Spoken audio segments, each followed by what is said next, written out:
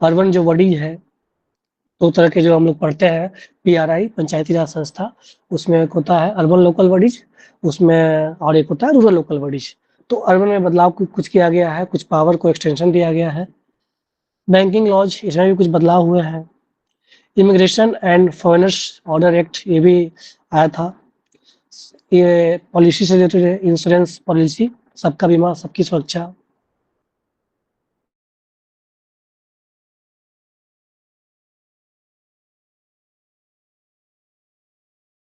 कि कौन-कौन से राइट्स हैं। अब कंसेप्ट जिसका क्लियर है, आसानी से क्वेश्चन को सोल्व कर पाएँगे। Constitutional rights, legal rights, fundamental rights. अब उसमें भी राइट में भी क्या होता है, एक होता है इम्प्लिसिट, एक होता है एक्सप्लिसिट। कोई बता पाएँगे क्या है दोनों डिफरेंस, इम्प्लिसिट और explicit? Anyone? Sir explicit constitution rights वो होते हैं जो स्पेसिफिकली कोडिफाई हैं किसी आर्टिकल में दिया है, जैसे कोई भी राइट्स दिया गया है। लेकिन इम्प्लिसिट हाँ, राइट्स वो होते हैं जो रीड किया जाता है, जैसे आर्टिकल 21 में बहुत सारे राइट्स रीड किए गए हैं, जैसे राइट टू स्लीप। ड्राइव किए गए, वेरी गुड, बहुत बढ़िया। बिल्कुल हाँ, तो ये बिल्कुल देखिए, बिल्कुल। हाँ, तो उसमें वही होता है कि एक्सप्लिसिट मतलब ऑलरेडी कॉन्स्टिट्यूशन में मेंशन्ड है, जैसे हम लोग पढ़ते हैं आर्टिकल 17 है, आर्टिकल 14 है, राइट टू इक्वालिटी है, उसमें क्लियरली मेंशन्ड है। लेकिन समय-समय पे या तो पार्लियामेंट ड्राइव कर दे या आपका सुप्रीम कोर्ट या हाई कोर्ट ड्राइव करती है, तो उसी को हम लोग बोलते हैं इम्प्लिसिट, हम लोग डिस्कस करेंगे। तो ये कुछ-कुछ जो इम्पोर्टेंट एक्ट राइट्स हैं उसके बारे में देखेंगे। चलिए हम लोग आगे आगे आते हैं देखिए, ये पहला वक्फ वक्फ अमेंडमेंट एक्ट। वक्फ होता क्या है? एक तरीके से एक एसेट से जो ओनरशिप होता है उस पे, और वो किसी स्पेसिफिक पर्पज से। पहले इसका नाम क्या था? पहले मुसलमान वक्फ एक्ट 1923 के नाम से जानते थे, और उसके अकॉर्डिंग ही जो भी प्रोविजंस था उसके अकॉर्डिंग चलता था। फिर बाद में चेंज किया गया और वक्फ एक्ट 1995 आया। अभी तक जो चल रहा था वो बाकायदा उसमें ऐसा कोई नहीं था कि फॉर्मली रजिस्टर्ड किया जाएगा, डीड जिसका भी ऑनरशिप होता था। इसमें ऐसा नहीं है, बस ये था कि लंबे समय से यूज किए जा रहे हैं और वो स्पेसिफिक पर्पज के लिए है, चाहे वो वहाँ पे किसी तरीके का रिलीजियस फंक्शन होता है या एजुकेशनल, मतलब किसी तरीके का पर्पस फुलफिल हो रहा है। और ऐसा कहीं नहीं था कि उस पे ऑनरशिप जो बाय डॉक्यूमेंट किया गया हो। लेकिन इस जो एक्ट नया जो अमेंडमेंट आया उसमें क्या कहा गया कि नहीं, जो जितने भी प्रॉपर्टी है जो भी वक्फ के अंदर आते हैं उसका बाकायदा सर्वे किया जाएगा, और सर्वे के साथ साथ उसका डीड डीड मतलब ये होता है कि रजिस्ट्री कराया जाएगा। डिपार्टमेंट ऑफ रजिस्ट्रेशन, निबंधन विभाग है, उसका रजिस्ट्रेशन करेगी। और जो बोर्ड होता है स्टेट लेवल पे और डिस्ट्रिक्ट लेवल पे, वक्फ बोर्ड इन जनरल हम लोग बोलते हैं वक्फ बोर्ड, तो वो अपना रजिस्ट्री कराएगी। जहाँ-जहाँ पे उसका सर्वे है, ज़मीन का सर्वे करेगी, तो उसमें अलग-अलग प्रोविज़न है।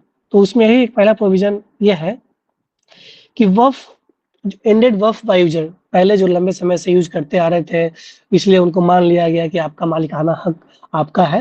लेकिन उसमें कहा कि नहीं, आपको बाकायदा उस पे रजिस्ट्रेशन कराना होगा, आपकी ज़मीन की रजिस्ट्री होगी, ताकि उसके पास, सरकार के पास सारा डिटेल्स हो कि कौन-कौन सी ज़मीन जो कि वो वक़्फ़ के अंदर आती है, उससे पता रहेगा। तो ये डॉक्यूमेंट्री प्रूफ़ और मैंडेटरी किया गया है। पहले वीमेंस का उसका का चर्चा नहीं था, या जिसके नाम से देना है हैंडओवर कर दिया जाता था। बाद में बदलाव किया कि नहीं, उसमें वीमेन का जो इनहेरिटेंस है, अगर मान लीजिए कोई वक़्फ़ की संपत्ति है और उनका जो चाइल्ड है वो मान ली मेल नहीं हुआ, या लड़का है भी लड़की भी है, तो ये इंश्योर कर ले कि बेटी का जो भी अधिकार है अगर वो चाहती है तो उसको भी मिले। बाकायदा एग्रीमेंट, जब ज़मीन की खरीदारी होती है या बँटवारा होता है तो बाकायदा उसमें एग्रीमेंट होता है, दोनों की सहमति होती है, उसको हम लोग बोलते हैं सहमति प्रमाण पत्र। तो यहाँ पे भी वही बात की गई है कि वीमेन का भी राइट्स का, उसका इनहेरिटेंस का भी ध्यान रखा जाएगा, और महिला को हिस्सा मिलने के बाद अगर वो संतुष्ट है कि हमें नहीं चाहिए, तो फिर वो आप जिसके बाँट सकते हैं, आप अपने लड़कों के पीछे बाँट सकते हैं। तो उसमें ये भी ध्यान रखा गया है कि फीमेल इनहेरिटेंस की बात की गई है। गवर्नेंस, उसमें गवर्नेंस की बात ये किया गया है कि और बेहतर कैसे उसको हम लोग ट्रांसपेरेंट बनाएँ, इंक्लूसिव बनाएँ, समावेशी जिसको हम लोग बोलते हैं। तो पहले सिर्फ़ मुस्लिम मेंबर्स हुआ करते थे, अब उसमें कहा गया कि नहीं, अब नॉन मुस्लिम मेंबर्स को भी उसमें ऐड करना है। साथ साथ मुस्लिम महिलाएं भी रहेगी, कम से कम 2, वो जो बोर्ड का जो मेंबर होंगे गठन होगा उसमें। और एक बात इसमें और मेंशन किया गया है कि जो अलग-अलग मुस्लिम की कम्युनिटी है, उसके भी प्रयास करना है कि उससे भी एक-एक रिप्रेजेंटेटिव मेंबर रहे। जैसे उसमें एक अब जैसे देखिए प्रश्न मान लिया आ जाए, Pasmanda community related to which religion? Simple सा प्रश्न आ जाए। अगर आप वह फैक्ट पढ़े होते हैं, तो आप कहीं ये ध्यान में आता, आप सुन लिए होते हैं, आप टिक कर देते हैं कि हाँ, ये मुस्लिम कम्युनिटी से संबंधित है, इस्लाम रिलीजन से संबंधित है। आपने पढ़ा ही नहीं। अगर एक्ट को थोड़ा-सा भी सब्जेक्टिव स्टडी किए होते, अगर ऑब्जेक्टिव में क्या है, हाँ भाई वह फैक्ट आया है, पहले बदलाव किया गया, पहले 1995 के तहत चलता था, अभी अब आपको गो थ्रू होना पड़ेगा। उसमें क्या है कि कुछ-कुछ शिया है, बोहरा है, हक्कानी है, पसमानदा कम्युनिटी सबसे बैकवर्ड कम्युनिटी है मुस्लिम समाज में, मुस्लिम धर्म में, इसको आप ध्यान रखेंगे। एम्पावर्ड डिस्ट्रिक्ट कलेक्टर पहले एक सर्वे कमिश्नर हुआ करते थे, सर्वे कमिश्नर ही उनके पास ये अधिकार हुआ करता था और वो लैंड का सर्वे करा करके कि कौन बफ में रहेगा। तो अब वो कहा गया कि नहीं, ये सारा सर्वे अब verify district collector, district magistrate ही करेंगे। जुडिशियल अकाउंटेबिलिटी पहले होता था कि अपील जो होती थी, वो आगे नहीं कर सकते थे। फाइनल डिसीजन और वो डिसीजन बाइंडिंग होता था, जो वक़्फ़ वो डिसीजन दे दिया, वो बाइंडिंग होता था। अब ऐसा नहीं है, अगर कोई व्यक्ति, कोई कम्युनिटी संतुष्ट नहीं है कि नहीं उसमें मेरा ओनरशिप नहीं है, फुलफिल नहीं हो रहा है, जैसे यहाँ पे भी है। जैसे हम लोग बात करते हैं ना कि जब रिज़र्वेशन की बात होती है, महिला आरक्षण की बात होती है, तो उसमें भी बात होता है कि जो फॉरवर्ड महिलाएँ हैं, जो फॉरवर्ड कम्युनिटी की है, कहीं न कहीं उन्हें ज़्यादा हक मिलेगा और बैकवर्ड की है, अभी उतने आगे नहीं आ पाई है। तो यहाँ पे भी एक बैकवर्ड कम्युनिटी, उसको इसलिए प्रयास किया गया है कि कैसे अधिक से अधिक इन्क्लूसिव बनाया जाए, और अगर वो संतुष्ट नहीं है, तो आगे हाई कोर्ट में भी जाके अपील कर सकते हैं, लेकिन उसमें कंडीशन दिया गया है कि आपको 90 डेज़ के अंदर ही अपील करना होगा। फाइनेंशियल ओवरसाइट, फाइनेंशियल ट्रांसपेरेंसी लाने के लिए कैग ऑडिट भी करेगी, जितना भी कंट्रीब्यूशन आ रहा है या वफ़ का जो भी प्रॉपर्टी है, कहाँ-कहाँ से रेवेन्यू आ रहा है, कहाँ-कहाँ से उसको ओएसआर, उसको बोलते हैं ऑन सोर्स रेवेन्यू, कुछ अगर किराए पे लगा रहे हैं, कुछ इवेंट्स हो रहा है, कुछ फंक्शन हो रहा है, तो उस तरह का उसका ओवरऑल कैग के द्वारा ऑडिट किया जाएगा। मैंडेटरी डिजिटाइजेशन, डिजिटल इंडिया का दौर है, तो जिस तरीके से डिजिटाइज़ लैंड किया जा रहा है, उसी तरीके से जो भी वफ़ बोर्ड के अंदर जो भी लैंड है, उसको डिजिटाइज़ करना है। और उसमें एक होता है वर्ड मुतावली, इसको आप ध्यान रखिएगा, ये नया टर्म है, ये वो लाइनर में आ सकता है। तो मुतावलीज किसको बोलते हैं? केयर टेकर को। तो उस लैंड के जो भी मुतावलीज होंगे, जो भी केयर टेकर होंगे, ये उसकी ज़िम्मेवारी होगी कि उसको सेंट्रलाइज़ डिजिटल पोर्टल पे उसको ऑनलाइन करे। जिस तरीके से डिपार्टमेंट ऑफ रेवेन्यू का है, उसमें सारा कुछ ऑनलाइन है, जो भी लैंड होता है उसका ऑनलाइन होता है, जमाबंदी उसका उसको रिपोर्ट दिखता है। उसी तरीके से इसका एक पोर्टल बनाया गया है, और उस पोर्टल पे सारा लैंड जितना भी वक्फ बोर्ड के अंदर आता है, उसको डिजिटलाइज़ करना है। ये कुछ महत्वपूर्ण प्रोविज़न थे, जो कि वक्फ बोर्ड में बदलाव किए गए हैं, और इसको आप लोग ध्यान रखेंगे, कुछ-कुछ टर्म ध्यान रखेंगे, मुतावलीज क्या होता है, और साथ-साथ में वीमेन का राइट्स की बात की गई है। साथ इससे पहले कौन-सा एक्ट था? वक्फ एक्ट 1995। ये क्लियर है? किसी को कुछ पूछना है इसमें? हम लोग आगे बढ़ेंगे? ठीक है, आगे बढ़ें? Okay sir. ठीक है, देखते हैं, दूसरा देखते हैं। ये शांति एक्ट है। शांति एक्ट नाम आपने सुना होगा, बहुत चर्चा में रहा था। अब शांति में, अभी इसको आप देखिए, अब प्रश्न आपका क्या आ सकता है, फुल फॉर्म भी आ सकता है पूछ, कि बताइए शांति में ए का मतलब क्या है, या एन का मतलब क्या है, या एसएच, या अलग-अलग 4 दें, पूरा फुल फॉर्म में लिख दे और उसमें थोड़ा-सा बदलाव कर दे, एडवांसमेंट की जगह कहीं पे एम्युनरेशन कर दे, कहीं कुछ कर दे। ऐसा प्रश्न आया भी था। आप एमएसएमई का जब प्रश्न आया था, एमएसएमई, तो उसमें था कि इसका फुल फॉर्म क्या होता है? माइक्रो, स्मॉल, मीडियम एंटरप्राइज़ में कुछ अलग-अलग दे दिया था। अब जिसे पता था वो अच्छे से टिक किया, जिन्हें पता ही था उन्हें पढ़ा ही नहीं ढंग से, फिर वो गड़बड़ हो गया। तो फुल फॉर्म पहले ध्यान रखना है, sustainable harnessing and advancement of nuclear energy for transforming India. इसमें मकसद क्या है? हम लोगों को न्यूक्लियर एनर्जी को हार्नेस करना है अधिक से अधिक, और टारगेट रखा गया है कि 100 गीगावाट हम लोग 2047 तक न्यूक्लियर एनर्जी से हम लोग एनर्जी प्रोड्यूस करेंगे, और जो पंचामृत है उसको कहीं फुलफिल करने का प्रयास किया जाएगा। साथ-साथ जो नेट ज़ीरो कार्बन एमिशन है बाय 2070 उसको भी फुलफिल करने में कारगर साबित हो सकता है। और क्या इसमें 2 एक्ट महत्वपूर्ण एक्ट है, उसको इसमें सब्ज्यूम किया गया है, उसमें शामिल कर लिया गया है या रिप्लेस कर गया है, जो आप कहिए। तो इसमें इससे पहले जो भी न्यूक्लियर एनर्जी का जो काम होता था, तो उसमें ये 2 महत्वपूर्ण एक्ट थे, एटॉमिक एनर्जी एक्ट 1962 और civil liability for nuclear damage. किसी तरह का डैमेज होता है तो उस एक्ट के तहत चाहे वो सिविल ऑफेंस हो या क्राइम ऑफेंस हो, उसके अकॉर्डिंग पनिशमेंट मिलती थी। तो अब क्या किया गया है, इस दोनों को रिप्लेस करके, रिपील करके, सब्ज्यूम करके शांति एक्ट में ही सब्ज्यूम कर दिया गया है। तो ये आप ध्यान रखेंगे। अब आपसे प्रश्न ये भी पूछ सकते हैं कि एटॉमिक एनर्जी तो ध्यान रखें, लेकिन अभी शांति एक्ट 2025 में इससे पहले कौन-कौन से और महत्वपूर्ण एक्ट थे? तो एटॉमिक एनर्जी एक्ट 1962 और civil liability for nuclear damage. अब इसमें क्या है कि पहले सारा कुछ एनपीसीआईएल दिखती थी। आप लोग पढ़े, नाम सुने होंगे। क्या होता है फुल फॉर्म? कोई बताइए एनपीसीआईएल का? Anyone please? किसी को पता नहीं है? नाम सुना है कि नाम नहीं सुना है? नेशनल पावर कॉर्पोरेशन इंडिया, नहीं, नेशनल तो नहीं होता। Nuclear power, nuclear power. Yes, nuclear power corporation of India limited. देखिए, अब ये सब चीज़ें आपको हैबिट में लाना पड़ेगा कि ये सब आप वन लाइनर से नहीं चलेगा काम, सब्जेक्टिव पढ़ना है। तो अगर किसी को लग रहा है कि ये हैवी है, तो हैवी नहीं है।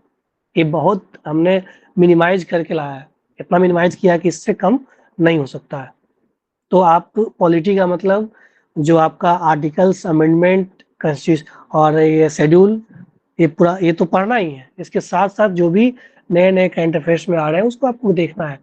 तो किसी को हैवी लग रहा है, तो पहले ध्यान से सुनिए और आपको हैबिट में लाना पड़ेगा। आपको अपना लेवल बढ़ाना पड़ेगा। और जो बच्चे पहले से प्री मेंस दे रखे हैं 68, 69, 70 का, वो तो अच्छे से वाकिफ़ होंगे ही। तो एनपीसीआईएल का पहले सारा जितने भी न्यूक्लियर एनर्जी का प्रोडक्शन होता था, हमारे इंडिया में 3 तरह के अभी कौन-कौन से हैं, पता है किन्हीं को? कौन-कौन फेज़ चलता है अभी? हम लोग किस फेज़ पे हैं? First, second, third?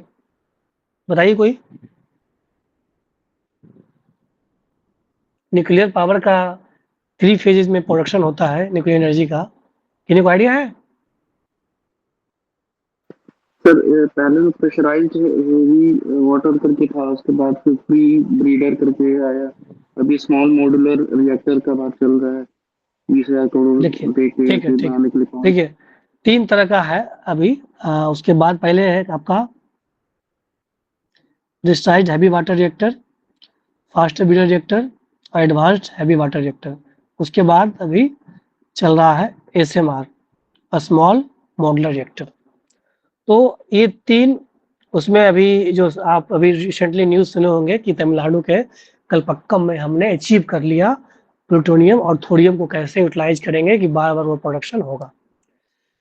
तो इसमें 3 तरीके का अब स्टेज और स्मॉल मॉडुलर रिएक्टर सबसे एडवांस्ड है। इसमें कि इसमें क्या है, सिंपल आपको एक तरह से ट्रांसपोर्टेबल है। आप ले गए, सारा बना हुआ है, उसको जाकर के इंस्टॉल किए और इंस्टॉल करके आप न्यूक्लियर एनर्जी प्रोडक्शन कर सकते हैं। सिंपल समझिए एक ऐसा कंप्यूटर है, उठाए एक जगह से दूसरी जगह सेट कर दिए और उस पे काम करना शुरू कर दिए।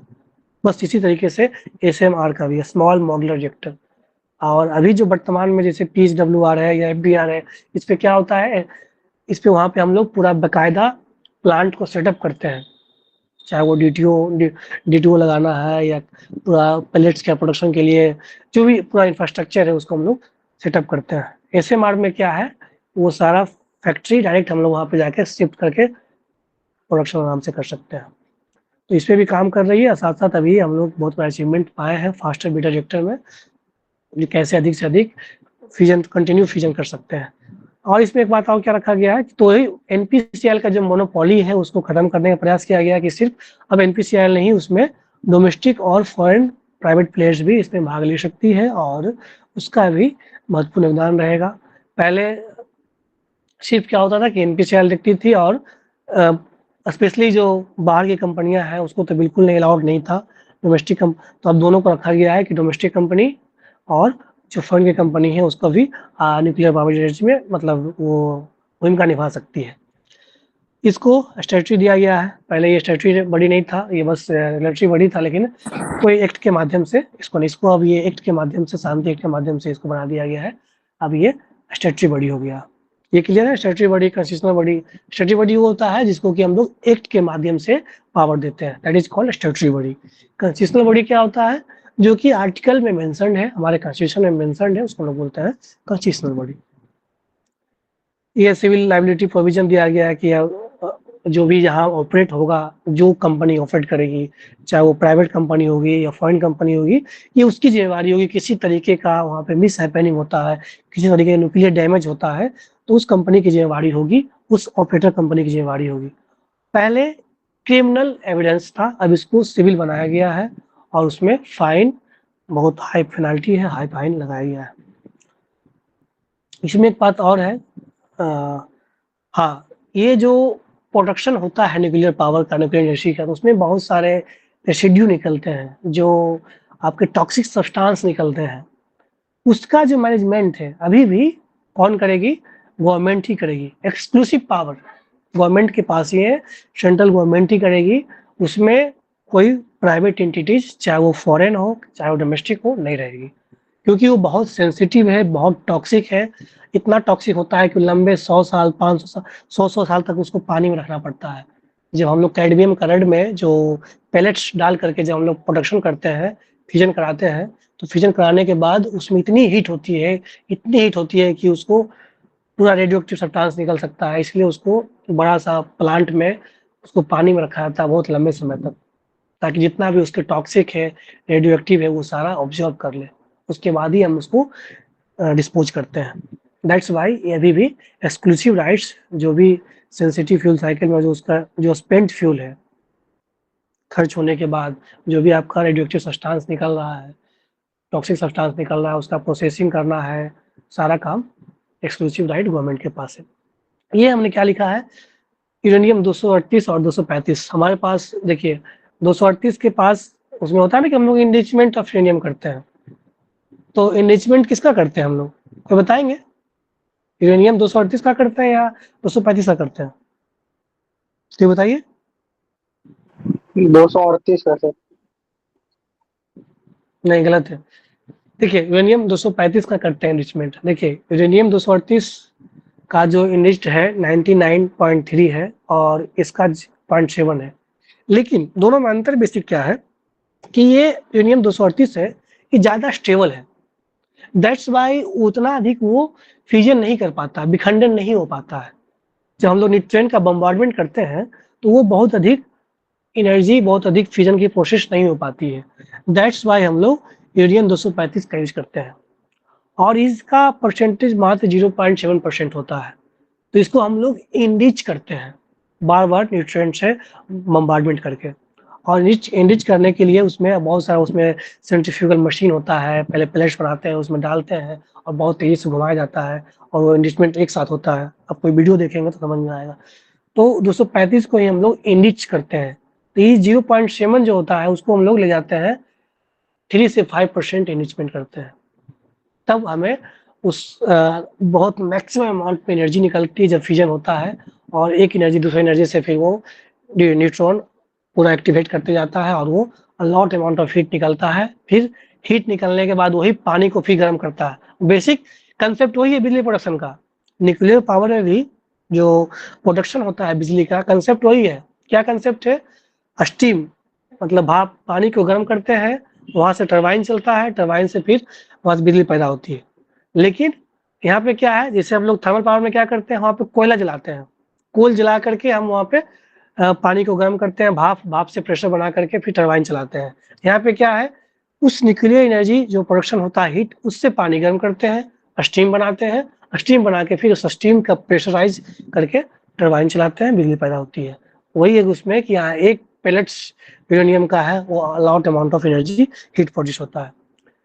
वही 3 से 5% जब इनरिचमेंट होता है तो वो हम लोग एनर्जी के लिए प्रोड्यूस करते हैं, इलेक्ट्रिसिटी के लिए। उसी को हम लोग जब 90 से 95 इनरिचमेंट कर देते हैं परसेंट, जो आपका बम बनता है ओपेनहाइमर जो न्यूक्लियर बम, जो कि अनकंट्रोल हो जाता है। तो ये आपका हो गया ये शांति एक्ट। इसमें किसी को कुछ कन्फ्यूजन है, पूछिए कोई डाउट से।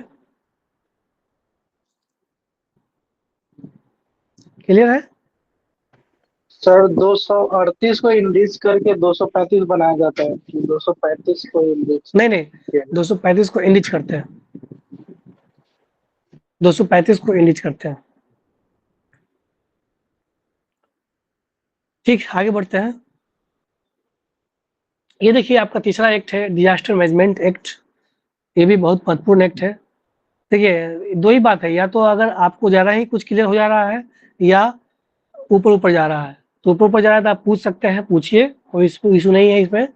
और ये लेवल यही रहेगा, हम लोग लेवल से कंप्रोमाइज़ नहीं कर सकते हैं। इसलिए नहीं कर सकते हैं क्योंकि बीपीएससी अपना level day by day up कर रही है, तो आप लोग भी अपना लेवल अप कर लीजिए। अदरवाइज आप तैयारी करेंगे बीपीएससी का और पता चले ग्रुप सी का भी एग्जाम नहीं निकल रहा है, इसलिए लेवल ऊपर करना होगा। डिजास्टर मैनेजमेंट एक्ट 2025, इसमें क्या है, इसमें पहले आप लोग ये नाम सुना होगा एनडीएमए के बारे में, एसडीएमए के बारे में, national disaster management authority, state management disaster management authority. तो पहले क्या होता था कि जो स्टेट लेवल पे जो बॉडी होती थी एसडीएमए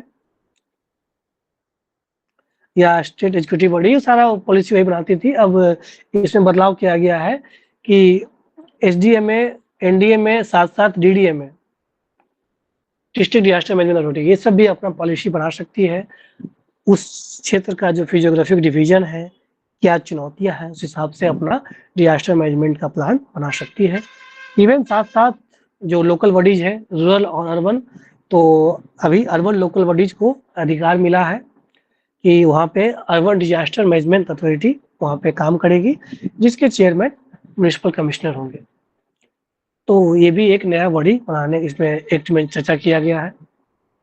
साथ-साथ एक और नया बॉडी बनाया गया है एनसीएमसी। अब ये देखिए, अब ये प्रश्न पूछ दे कि एचएलसी किससे संबंधित है, या NCMC national crisis management committee related to which act, या व्हिच सब्जेक्ट्स या व्हिच फील्ड्स।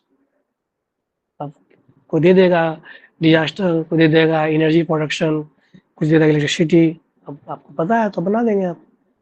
स्टेट एम्पावरमेंट, अब ये भी कहा गया है इसमें कि अब स्टेट अपना फोर्स रखे, वैसा कि हालांकि बिहार पहला स्टेट बना था जिसके पास अपना एसडीआरएफ था, permanent SDRF, state disaster response force, राज्य आपदा मोचन बल। तो इसके पास अपना एसडीआरएफ है, और साथ साथ पहला स्टेट बना था जिसके पास अपना डिजास्टर रिस्क रिडक्शन फ्रेमवर्क था। किसके अंदर आता है, कौन फ्रेमवर्क है, क्या बताएंगे? Sendai. Very good, Sendai framework. तो यही सब रिलेट करना है, सेंडाई फ्रेमवर्क, उसके उसी को फॉलो करने वाला बिहार पहला स्टेट बना था, और ये 2015 से 2030 का है प्रोविजन। तो इसको भी आप ध्यान रखेंगे। और साथ साथ इसमें कंप्लायंस इन्फोर्समेंट किया गया है कि सेक्शन 68 के तहत पेनाल्टी भी लगाया जाएगा। ये आपका डिजास्टर मैनेजमेंट में कुछ बदलाव किए गए थे, उसके हम लोग देख रहे हैं। आगे बढ़ते हैं। बैंकिंग लॉज, कुछ बैंकिंग लॉज में इसमें ये बदलाव किया गया है कि पहले आप लोग सुनते होंगे कि जब आप अकाउंट खुलवाने जाते होंगे तो एक ही नॉमिनी आप रख सकते हैं। आप उसमें फादर का रखिए या मदर का रखिए या स्पाउस का रखिए, उस पहले ऐसा प्रोविजन नहीं था। अब लाया गया है कि आप 4 नॉमिनीज अपना रख सकते हैं, चूज कर सकते हैं। उसमें भी ऐसा किया गया है कि उसमें शेयर भी बांट दिया गया है कि कुछ परसेंटेज 20% मम्मी के लिए, 30% पेरेंट्स के लिए, कुछ वाइफ के लिए। तो ये बहुत अच्छा इनिशिएटिव है, ये जो नया अमेंडमेंट आया है बैंकिंग लॉज में, बहुत अच्छा अमेंडमेंट है। गवर्नेंस कंटिन्यूटी, इसमें क्या किया गया है कि जो भी डायरेक्टर्स का मैक्सिमम 8 से 10 साल हो सकता है।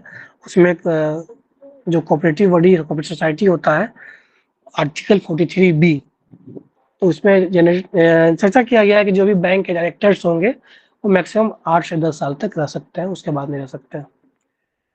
अनक्लेम्ड असेट, एक नया बॉडी बनाया गया है कि अधिक से अधिक पीएसबी को, पहले तो बाकी और हम लोग नाम सुने होंगे, बैड बैंक का नाम सुने आप लोग, तो बताइए, बैड बैंक, एनआरसीएल, एनीवन? नहीं, एनईआरसीएल तो नेशनल एसेट रिकंस्ट्रक्शन करके होता है, तो एसेट रिकंस्ट्रक्ट किया जाता है बैंक पे। दोनों में क्या अंतर है? बैड बैंक सर एनपी जब ज्यादा हो जाता है शायद, तो फिर वो दे दिया जाता है एसेट रिकंस्ट्रक्शन कंपनीज को कि आप एसेट हाँ, रिकंस्ट्रक्ट करके आप दे दीजिए। तो फिर जैसे रिलायंस फाइनेंस, का है सर, रिलायंस का एसेट रिकंस्ट्रक्शन कंपनी, तो वो भी करता है काम। हाँ, एनआरसीएल क्या है? National asset reconstruction company limited. देखिए दोनों दोनों दोनों का काम वही है। ये गवर्नमेंट है, ये प्राइवेट ओन्ड है, ठीक है, बस इतना ही अंतर है। और तो गवर्नमेंट वाला है वो कम पैसा देती है, और बैंड बैंक है वो ज़्यादा पैसा देती है। इसलिए हर बैंक चाहती है कि वैसे कंपनी को दे कि मेरा एनपीए अधिक से अधिक रिकवर उसका हो जाए। लेकिन दोनों का काम वही है, एनपीए को जो स्ट्रेस्ड स्टेट है या एनपीए है जो मोर देन 90 डेज हो गया है, तो उसको कैसे अधिक से अधिक रिकम्पेंसेट करें, उसको अधिक से अधिक जो भी बच रहा है उसको बचा लें, ताकि हमारा उसमें एनपीए खराब ना हो। और जो क्रेडिट टू डिपॉजिट रेशियो है या जो भी बैंक का उसको हम लोग बोलते हैं ना आरडब्ल्यूए, सारा कुछ अच्छा रहे, रिस्क वेटेड एसेट। रिस्क तो वेटेड। इसमें एक तो इसमें ही आईईपीएफ बनाया गया है कि जो भी अनक्लेम्ड शेयर्स है या अनक्लेम्ड इंटरेस्ट है उसको इसमें रखा जाएगा। IPF, investor education protection fund, यही इस बात है इसमें।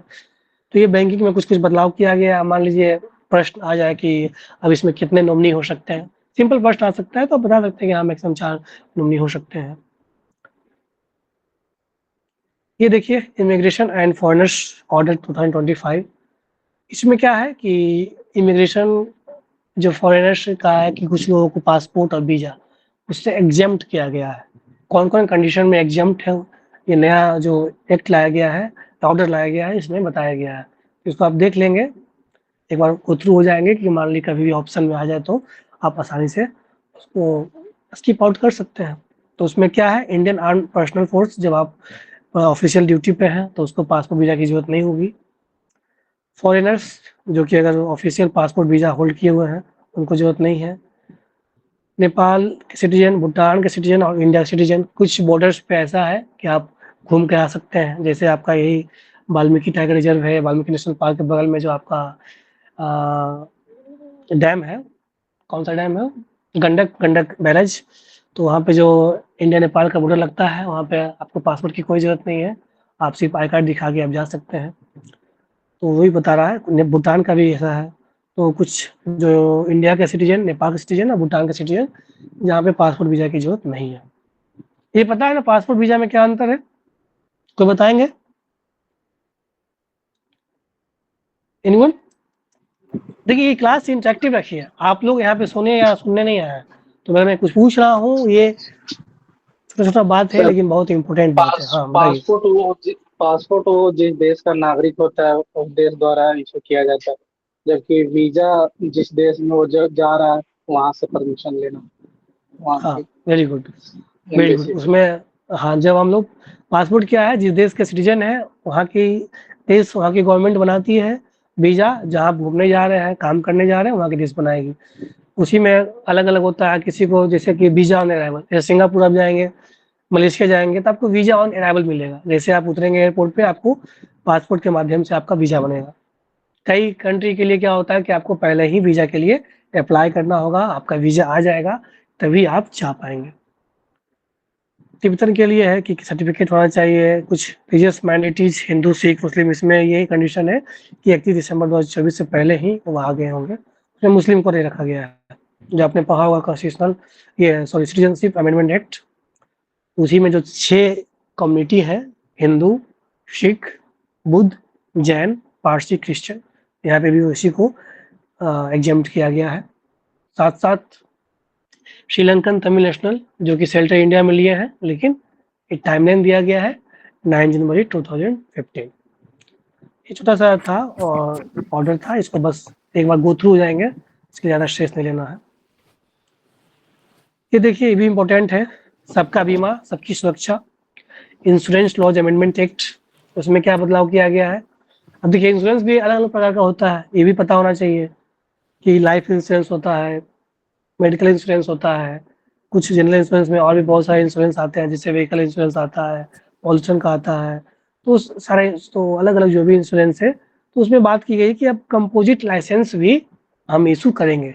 ये जो एक्ट लाया गया, उसमें ऐसा नहीं कि आपको अलग-अलग इंश्योरेंस इशू करने के लिए अलग अलग लाइसेंस लेना पड़ेगा।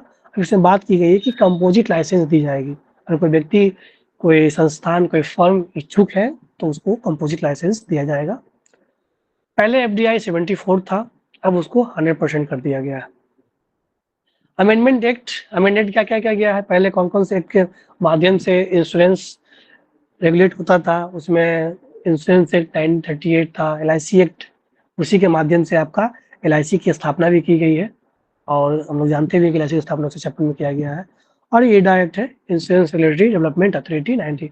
तो ये तीनों एक्ट को अमेंड किया गया है और एक तरह से ये एक्ट बनाया गया है, इंश्योरेंस लॉज अमेंडमेंट एक्ट।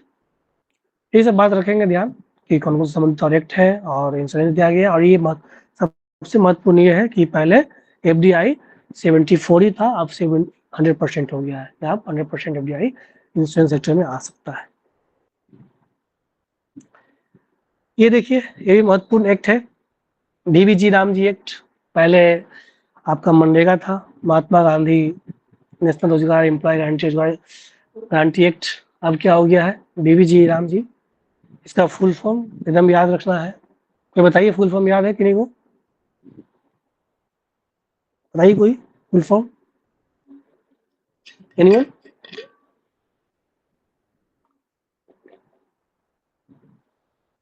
तैयारी नहीं चल रहा अच्छे से, पढ़ाई आप लोग नहीं कर रहे हैं, पेपर भी नहीं पढ़ रहे, इसका मतलब। बताइए। विकसित भारत सर ग्रामीण रोजगार गारंटी एक्ट। विकसित भारत गारंटी फॉर रोजगार, विकसित भारत गारंटी फॉर रोजगार एंड आजीविका मिशन। इसको ध्यान रखिएगा, ये फुल फॉर्म आ सकता है या पूछ देंगे कि इसमें राम का क्या मतलब है, बीवी का मतलब क्या है, जी का मतलब क्या है। तो पूरा ध्यान रखिएगा। विकसित भारत गारंटी फॉर रोजगार एंड आजीविका मिशन, उसके बाद भी जी है का मतलब ग्रामीण। कौन डिपार्टमेंट है, कौन मिनिस्ट्री है? MoRD, ministry of rural development, ग्रामीण विकास मंत्रालय। इसमें कौन सा 4 फोकस एरिया है उस पर ध्यान रखेंगे? Water security, core rural infrastructure, उसमें कनेक्टिविटी की बात होगी, छोटा मोटा पुल पुलिया की बात होगी, सॉरी, और भी जो भी काम हो सकते हैं, पेव ब्लॉक की बात हो सकती है, पीसीसी की बात हो सकती है। तो जो भी इंफ्रास्ट्रक्चर एक गांव में एक विकसित गांव बनाने के लिए या आदर्श गांव बनाने के लिए जरूरत है, उस पर काम करना है। वाटर सिक्योरिटी, कैसे अधिक से अधिक वाटर सफिशिएंट विलेज बनाया जाए, वाटर रिचार्ज हो सके, वाटर को कैसे कंजर्व कर सके, इरिगेशन, कैनाल, आहार, पाइन्स, ये सब पे काम किया जाएगा। अमृत सरोवर, तो उसी को और स्ट्रेंथन किया गया है। लिवलीहुड रिलेशनशिप, गांव में नॉन एग्रीकल्चर एक्टिविटीज की जाएगी, कोल्ड स्टोरेज बनाया जाएगा, प्रोडक्शन कैसे किया जाए, फार्म इंडस्ट्री, ये है आपका डेयरी इंडस्ट्री को कैसे डेवलप किया जाए, और भी जो भी नॉन फार्म एग्रीकल्चर है, नॉन फार्म इंडस्ट्री है, उसको कैसे हम लोग प्रमोट करें। क्लाइमेट रेजिलेंस, उसमें आपका अफॉरेस्टेशन की बात होती है, वृक्षारोपण, एक पेड़ माँ के नाम, सॉइल कंजर्वेशन, उसमें सॉइल हेल्थ कार्ड से लेकर के एक्सट्रीम वेदर को कैसे मिटिगेट किया जाए, अलग अलग जो प्रक्रिया है, इसमें सारा ये 4 फोकस एरिया पे बात की गई है। इसको आप ध्यान रखेंगे। कुछ जो बदलाव किए गए हैं, पहले 100 दिन का काम मिलता था, अब 125 दिन का हो गया है। पहले ये सेंट्रल सेक्टर था, मतलब 100% फंडेड कौन था? सेंट्रल गवर्नमेंट करती थी। अब क्या किया गया है? इसको चेंज कर दिया गया है, इसको बना दिया गया है सेंट्रली स्पॉन्सर्ड स्कीम। नाम से मतलब है स्पॉन्सर, सेक्टर मतलब उसी का है, इसलिए वो 100% देगी। जहां भी है सेंट्रल सेक्टर मतलब गवर्नमेंट 100% सेंट्रल गवर्नमेंट देगी। स्पॉन्सर्ड का मतलब क्या हो गया? 60% 60-40 और जनरल स्टेट्स 90-10 हिली एरिया के लिए, 60 सेंट्रल देगी, 40 स्टेट गवर्नमेंट देगी। ये 60 डेज का कूलिंग पीरियड रखा गया है। कूलिंग पीरियड क्या है, या एग्रीकल्चर पॉज इसको कर सकते हैं। इसमें क्या है? इसमें यह है कि जिस समय एग्रीकल्चर का पीक सीजन होता है, धान का बुआई होता है या गेहूं की कटाई होती है, रबी सीजन या खरीफ सीजन, तो उस समय आपको 60 डेज का कूलिंग पीरियड रखा गया है, उसमें काम नहीं होगा और उसमें काम मनरेगा का कोई भी काम नहीं होगा, ताकि किसान को या जो भी मजदूर हैं खेती में जुड़े हुए हैं तो उनको आसानी से उसमें काम कर सके। उसके बाद ही फिर बीबीजी राम जी से संबंधित कोई भी स्कीम, कोई भी काम रेगुलर होगा। बेज कैसे दिया जाएगा? एक तो ऑनलाइन बायोमेट्रिक अटेंडेंस होगा ही, ऑनलाइन होगा बायोमेट्रिक अटेंडेंस, साथ साथ वीकली होगा या 15 डेज पे पैसा देना है। अगर 15 दिन तक काम नहीं मिला तो उसको अनएम्प्लॉयमेंट अलाउंस भी देना है। इसमें एक बात है, टर्म, इसको ध्यान रखिएगा, नॉर्मेटिव फंडिंग। ये क्या है? ये एक ऐसा फंडिंग है जिसमें कि सेंट्रल गवर्नमेंट डिसाइड करती है एक फॉर्मूला के तहत कि कौन कितना अधिक काम किया। जैसे हम लोग पढ़ते हैं ना फाइनेंस कमीशन में, अभी कौन सा कमीशन चल रहा है बताइए?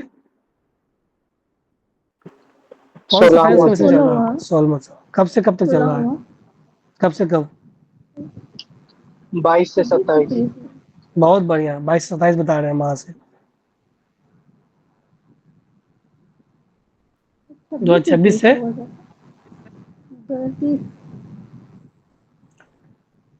2026 से 31, सही है ना?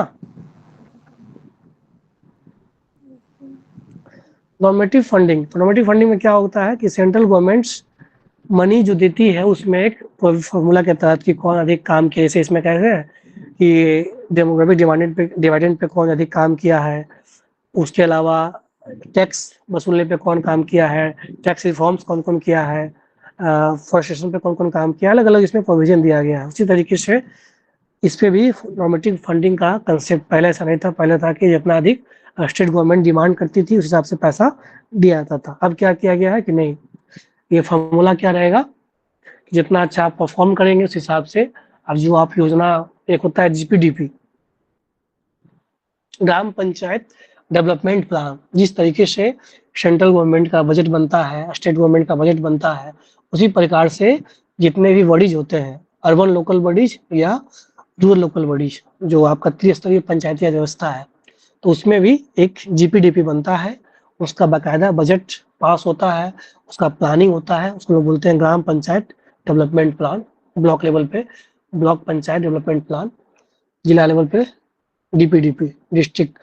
तो ये तीनों प्लान बनता है, जिस तरीके से उसका प्लान है उसी तरह से प्लान बनता है। तो उसी में आपको डिसाइड करना होगा कि हम उस क्षेत्र में कहाँ कहाँ काम करेंगे और कौन कौन सा योजना हम मनरेगा से लेंगे और कितना हमें फंड की जरूरत है। तो कहते हैं फॉर्मूला होगा, उस हिसाब से ही मिलेगा। अभी इम्प्लीमेंट, अभी ये एक्ट आए हुए भी 3-4 महीने हो गए हैं, लेकिन अभी तक इस पर कोई काम स्टार्ट अभी नहीं हुआ है, अभी ये पेंडिंग में है।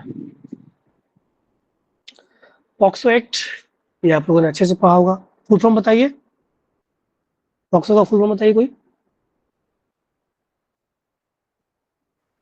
Anyone? Prevention of child against sexual offence. Very good. तो यही इसको ध्यान रखना है। और इसमें डिफिनेशन जो चाइल्ड का है ये भी ध्यान रखिएगा। 18 ईयर से जो भी छोटे हैं, अलग अलग, जैसे देखिए आपका United nation human rights commission, UNESCO, WHO अलग अलग डिफिनेशन दिया है, लेकिन पॉक्सो एक्ट के माध्यम से जो डिफिनेशन है चाइल्ड का, ILO वो दिया है कि 14 या 15 साल से छोटा होगा उसको हम लोग चाइल्ड मानेंगे। तो अलग अलग संस्थान, अलग अलग एक्ट अलग अलग मानती है चाइल्ड का, लेकिन पॉक्सो एक्ट के माध्यम से जो भी 18 ईयर्स से छोटे हैं that will be considered as a child. इसमें जेंडर न्यूट्रल लॉ, बहुत सबसे अच्छी बात है इसमें कि जेंडर न्यूट्रल लॉ है, ये दोनों पे अप्लाई होगा, बॉयज़ पे भी गर्ल्स पे भी। गर्ल्स हरास होती है, बॉयज़ हरास होता है, दोनों के लिए सेम जितने जो भी प्रोविजन होंगे उसको फॉलो किया जाएगा और उसको पनिशमेंट मिलेगा। ये कन्वेंशन भी याद रखिएगा, यूनाइटेड नेशन कन्वेंशन जो है राइट्स ऑफ चाइल्ड, उसके ध्यान में रखते हुए ही इस प्रोविजन को लाया गया, इस एक्ट को लाया गया। मैंडेटरी रिपोर्टिंग, अगर आप रिपोर्ट नहीं करते हैं तो वो भी एक ऑफेंस के अंदर ही आएगा। ये भी क्रिमिनलाइज्ड है, अगर आप चाइल्ड पोर्नोग्राफी का स्टोरेज करते हैं तो उसको भी हम लोग क्रिमिनलाइज्ड ही मानते हैं कि ये क्रिमिनल है। ठीक है, तो ये सब ध्यान रखेंगे, थोड़ा बहुत बदलाव है, इंपॉर्टेंट बदलाव है, डिफिनेशन ध्यान रखेंगे। Digital personal data protection act, ये 2023 में आया था। इसी तर्ज पे यूरोपियन यूनियन निकाले हुए है, उसका भी एक एक्ट है, कोई जानते हैं, कोई बताएंगे? यूरोपियन यूनियन का भी डिजिटल डेटा प्रोटेक्शन को लेकर के एक्ट है, कोई जानते हैं? GDPR, general data protection rights, ये यूरोपियन यूनियन सबसे पहले निकाला था 2020-21 में। उसके बाद ही अन्य स्टेट्स अन्य कंट्री निकालने लगी कि नहीं अब डिजिटल। और इसमें देखिए एक सबसे अच्छी बात है कि ये सिर्फ जो डिजिटल पर्सनल डेटा है सिर्फ वो इंडिया में ही नहीं, अगर मान लीजिए कि फेसबुक कंपनी है वो डेटा स्टोर कर रही है आउट ऑफ कंट्री, जैसे उसमें दो चीज होता है, एक होता है क्लाउड कंप्यूटिंग और एक होता है एज कंप्यूटिंग। नाम सुना है आप लोग? कोई बताएंगे? क्लाउड कंप्यूटिंग और एज कंप्यूटिंग। देखिए क्लाउड कंप्यूटिंग क्या होता है कि फेसबुक जैसे कि आप यहाँ चल रही है, लेकिन अगर डेटा जो भी हम स्क्रॉल कर रहे हैं, क्या देख रहे हैं, किसको फॉलो कर रहे हैं, किसको रिक्वेस्ट भेज रहे हैं, जो भी मेरा स्क्रॉलिंग का जो भी हिस्ट्री है वो रिकॉर्ड होता है, वो एक डेटा बनता है। वो डेटा अगर इंडिया में स्टोर हो रहा है उसको हम लोग बोलेंगे एज कंप्यूटिंग।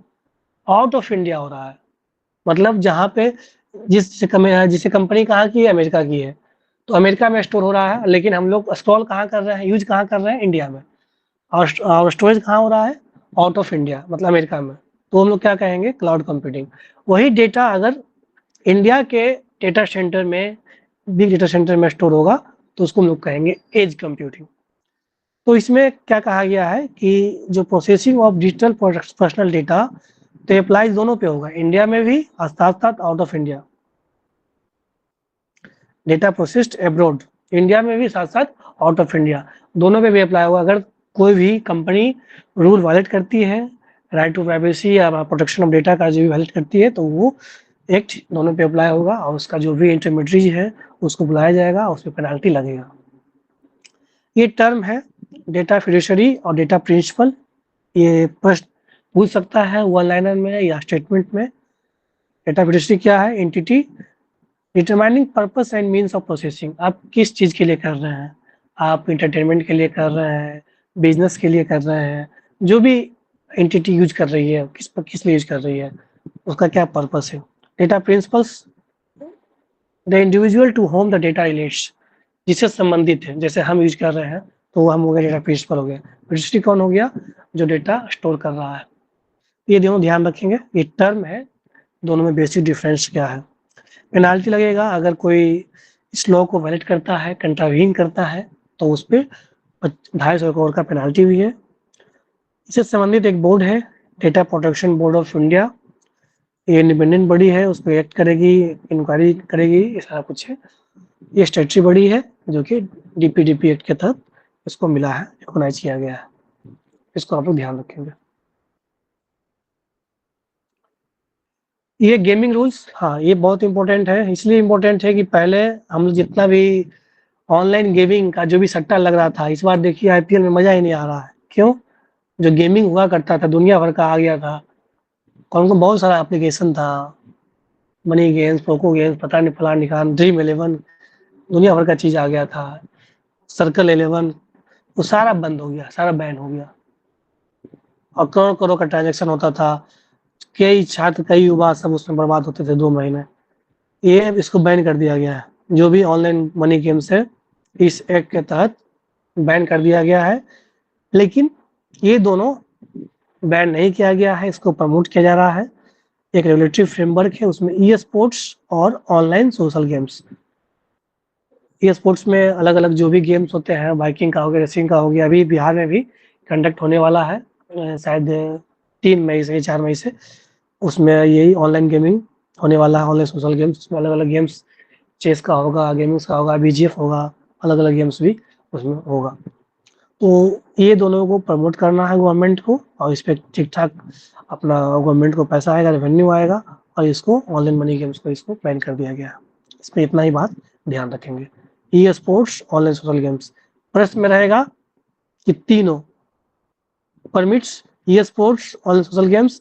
आपको लगेगा ऑनलाइन मनी गेम्स ये भी तो ठीक है ऑनलाइन, लेकिन ये नहीं है, सिर्फ ई स्पोर्ट्स और ऑनलाइन सोशल गेम्स, ये दोनों ध्यान रखेंगे। नेशनल स्पोर्ट्स गवर्नेंस एक्ट, ये भी बहुत महत्वपूर्ण है, इसलिए महत्वपूर्ण है कि पहले जो भी बॉडी हुआ करती थी, चाहे वो बीसीसीआई है, ओलंपिक कमेटी है, पैरालंपिक कमेटी है, तो ये एक फर्म की तरह काम करती है, ऑटोनोमस बॉडी की तरह काम करती थी। उसका ऐसा कोई स्पेशल लीगलाइज़ नहीं था, रिकॉग्निशन नहीं था, मतलब था लेकिन वो ऑटोनोमस बॉडी थी। लेकिन इसके तहत क्या किया गया, लीगली रिकॉग्नाइज़ किया गया है इस एक्ट के माध्यम से, national sports governance act. Sports क्या है, स्टेट सब्जेक्ट है, किसके अंदर आता है, एंट्री 33 के अंदर आता है, और इसमें ये तीनों लीगली रिकॉग्नाइज़ किया गया है। National Olympic committee, Paralympic committee, national sports federation और नेशनल स्पोर्ट्स बोर्ड, ये स्टेटरी बॉडी है जो कि रेगुलेट करेगी। ये आप ध्यान रखेंगे। साथ-साथ आरटीआई एक्ट के माध्यम से आप इन्फॉर्मेशन ले सकते हैं, किस खिलाड़ी का चयन हो रहा है, चयन होने का क्या आधार है, उस कमेटी में कौन-कौन है, कितना फंड आ रहा है, तो सारा कुछ इसको आरटीआई के तहत ट्रांसपेरेंट बनाने का प्रयास किया गया है। तो नेशनल स्पोर्ट्स गवर्नेंस एक्ट में यही 3 ध्यान रखेंगे कि स्पोर्ट्स स्टेट सब्जेक्ट के अंदर आता है, कौन-कौन से बॉडी को रिकॉग्नाइज़ किया गया है, लीगली रिकॉग्नाइज़ किया गया है, रेगुलेटरी बॉडी कौन-सी रहेगी, और इसको ट्रांसपेरेंट बनाने के लिए आरटीआई एक्ट को भी इसमें शामिल किया गया है। ये हम लोग 10 एक्ट आज पढ़े, जो कि पिछले 1 साल में बहुत चर्चा में रहा।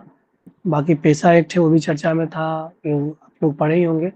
तो ये सब रफली हम लोग देखते हैं, तो ये 10-15 एक्ट, 10-12 एक्ट चर्चा में रहा है। कुछ और भी एक्ट होगा तो हम लोग बता देंगे। यहाँ तक कोई दिक्कत है, किन्हीं को कुछ पूछना है तो बताइए। ये क्लियर है, समझ में आया या ऊपर से निकल गया, वो भी बताइए, दोनों बात बताइए। हाँ, बताइए।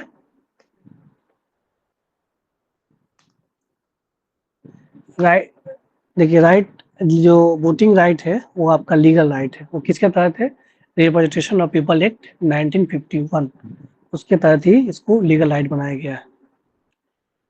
लेकिन फ्रीडम टू डू वोट्स, दोनों में अंतर है। हम लोग जब वोट करेंगे उसकी आज़ादी, वो हमारा क्या है, कॉन्स्टिट्यूशनल राइट, आर्टिकल 19 का 1, कि हम जिसे चाहे उसे वोट कर सकते हैं, और फ्रीडम टू डू वोट्स। लेकिन राइट टू वोट ये लीगल राइट, ये ध्यान रखिएगा। चलिए, ये हो गया राइट ऑफ पेडेस्ट्रियन। इसमें क्या हो गया कि ये किसके अंदर आएगा, हमारा द कोर्ट क्या कहा है कि safe unobstructed accessible footpath essential है लाइव इम्यूनिटी के लिए, और ये आर्टिकल 21 का तहत आएगा। और ये क्या, कौन सा राइट हो गया, ये आपका कॉन्स्टिट्यूशनल राइट्स हो गया। राइट टू डिस्कनेक्ट, देखिए इसमें आप पार्लियामेंट में न्यूज़ में सुने थे कि मांग किया गया था कि राइट टू डिस्कनेक्ट, जब तक ऑफिस आवर है तभी तक हमसे काम लीजिए, ऑफिस आवर खत्म होने के बाद हम काम नहीं करेंगे, हम मोबाइल स्विच ऑफ कर सकते हैं।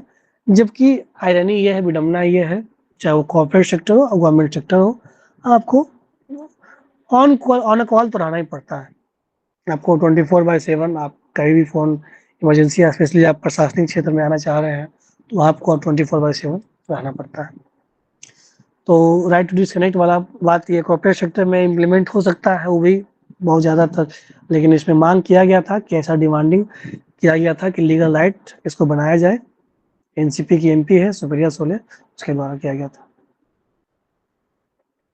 ये पर्सनालिटी राइट्स, ये क्या है, फंडामेंटल राइट्स है, आर्टिकल 21 के तहत दिल्ली हाईकोर्ट, उसमें वही हुआ था कि सदगुरु जो है उनका बना लिया गया था गलत, उसको उसमें देखिए, इसमें 2 चीज़ बताइए, एक होता है डीप फेक, एक होता है सैलो फेक। नाम सुना आप लोग, बताइए कोई, क्या है ये दोनों, डीप फेक का तो होता है ना, सेम चीज कुछ ऐसा मतलब बना के, shallow fake. Sir deep shallow fake में सर आवाज चेंज किया जाता है उसको, डीप में फेस वही रहता है, डीप में फेस ही चेंज कर दिया जाता है। एक होता है मशीन लर्निंग, एक होता है डीप लर्निंग, बताइए क्या अंतर है, बोलिए, तो बताइए, पढ़ा है सब, सुना है नाम, साइंस एंड टेक में आएगा, थोड़ा एडवांस करना पड़ेगा आपको, आप लोग को। देखिए, ये सही बात है, सैलो फेक डिफेक्ट में ये अंतर है कि जब हम लोग लो लेवल का हम लोग एडिटिंग करते हैं, कहीं थोड़ा सा साउंड चेंज कर दिए हैं, वॉइस चेंज कर दिए हैं, जहाँ पे आपको क्लियरली दिखेगा कि वो एडिट किया गया है।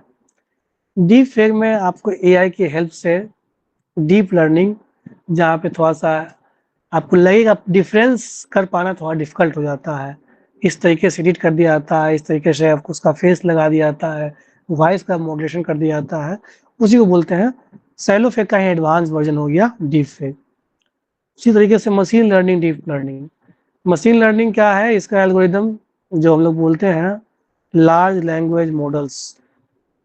तो जब इसका एडवांस मशीन लर्निंग में है कि छोटा-मोटा बहुत ज़्यादा नहीं, लर्निंग है इसके पास, लेकिन वो जो जनरेटिव जो एआई वाला है, जनरेटिव एआई उतना बेहतर ये नहीं कर पाता है, जितना बेहतर तरीके से डिकोडिंग करता है और बेहतर तरीके से इस पे आर्टिफिशियल इंटेलिजेंस है, उसको हम लोग बोलते हैं जीएआई, जनरेटिव आर्टिफिशियल इंटेलिजेंस।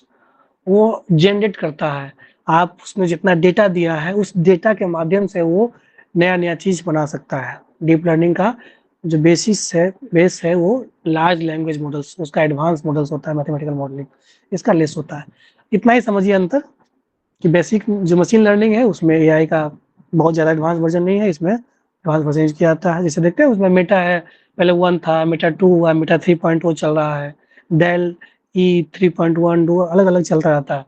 अभी क्लाउड आया है, तो अलग-अलग कंपनी आती रहती है, उसमें अपना-अपना वर्ज़न चेंज करती रहती है। तो डीप लर्निंग ज़्यादा एडवांस वर्ज़न है, उसमें आर्टिफिशियल इंटेलिजेंस जनरेटिव है, लाइक द ह्यूमन माइंड। ठीक है, उसमें वही डीप फेक किया गया था, तो इसलिए पर्सनैलिटी राइट की बात की गई है और पर्सनैलिटी राइट किसमें आएगा? फंडामेंटल राइट में आर्टिकल 21 के तहत ही आएगा। उसमें 2 एक होता है कि right to publicity, right to privacy. एक कि किसी का इमेज खराब नहीं हो, गलत तरीके से एडिट कर देंगे, उसका इमेज खराब हो सकता है। तो उसमें बताया गया है कि फंडामेंटल राइट है मतलब वो इन्फोर्सेबल है और वो कहीं भी जाकर के अपना रिट दायर कर सकता है, डायरेक्ट हाई कोर्ट में या सुप्रीम कोर्ट में। ये बता रहा था राइट टू वोट और freedom of voting. Right to vote is a legal right, RPA 1951 section 62, जबकि फ्रीडम ऑफ वोटिंग क्या है? Article 19(1) fundamental right. तो ध्यान रखेंगे, ये केस है, याद रखिएगा, PUC versus Union of India. Inclusive digital access, ये भी आएगा आपका, इसमें आएगा article 21 right to life and liberty, हमको digital access, right to internet. इसमें एक चीज़ और आ है, राइट टू इंटरनेट एक्सेस।